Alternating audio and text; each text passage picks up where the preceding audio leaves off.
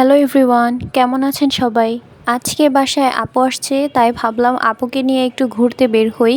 বাসার খুব কাছেই একটা সুন্দর জায়গা আছে, তাই ভাবলাম সেখানে আপুকে নিয়ে ঘুরে আসি। আর জায়গাটার নাম হচ্ছে দিয়াখালী। তো আমরা জায়গাটাতে চলে এসেছি। দেখতেই পাচ্ছেন কত বিশাল বড় একটা বট গাছ, আর দেখাই যাচ্ছে এটা কিন্তু অনেক পুরানো গাছ। এরকম আরো অনেক গাছ আছে এখানে। আসলে এই পুরো জায়গাটাই একটা গ্রামের দৃশ্য, আমি আপনাদের দেখাবো। আর এখানে সবাই ঘুরতে আসে বলে মেলার মতো করে অনেক সামগ্রী এখানে সাজানো হয়েছে, আপনারা দেখতেই পাচ্ছেন। এখন আমরা খাবো কুষ্টিয়ার বিখ্যাত মালাই আইসক্রিম। যেহেতু প্রচুর গরম পড়েছে, তাই এই আইসক্রিমটা এখন ফেমাস। আর এই আইসক্রিমটা খেতেও কিন্তু অনেক মজা, আর আমি কিন্তু প্রতিদিনই এই আইসক্রিমটা খাই।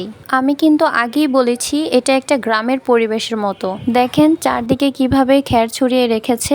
আমাদের গ্রামের ভাষায় তো এটাকে খ্যারই বলা হয়, আপনাদের গ্রামের ভাষায় কি বলা হয় জানাবেন। আর এই জায়গাটায় আমার সব থেকে বেশি চোখে পড়েছে এই খ্যারগুলোই। যাই হোক, পরিবেশটা কিন্তু অনেক সুন্দর, তাই না?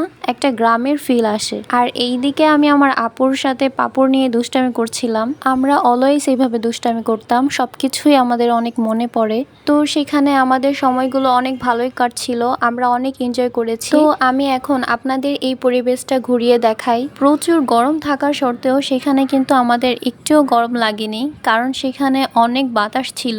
আমরা গিয়েছিলাম বিকেলে, তাই ওয়েদারটা খুবই সুন্দর ছিল আর অনেক বাতাস ছিল, তাই ঘুরতে ভালো লাগছিল। দেখেন সবাই কিন্তু এখানে কাজ করছে, দেখতে মনে হবে যেন একটা গ্রামের পরিবেশ। আমি কিন্তু সেখানে প্রথমবারই গিয়েছিলাম, এর আগে আমার যাওয়া হয়নি। সেখান থেকে বের হয়েই কিন্তু এরকম অনেক রেস্টুরেন্ট আছে, তবে শহরে এরকম রেস্টুরেন্ট খুব কমই দেখা যায়।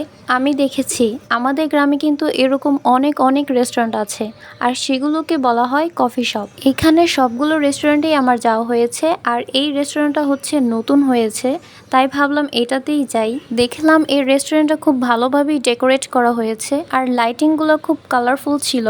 তো আমরা বসেই চিকেন ফ্রাই অর্ডার দিয়েছিলাম, আর সাথে ছিল লাচ্ছি। খাবারগুলো মোটামুটি ভালোই ছিল। এখানে এসেও কিন্তু আমাদের অনেক ভালো লেগেছে। তারপর আমরা অনেক গল্প করলাম। আপু চলে যাবে তাই একটু মনটা খারাপ ছিল, তবে আপুর সাথে বেশ ভালোই সময় কাটিয়েছি।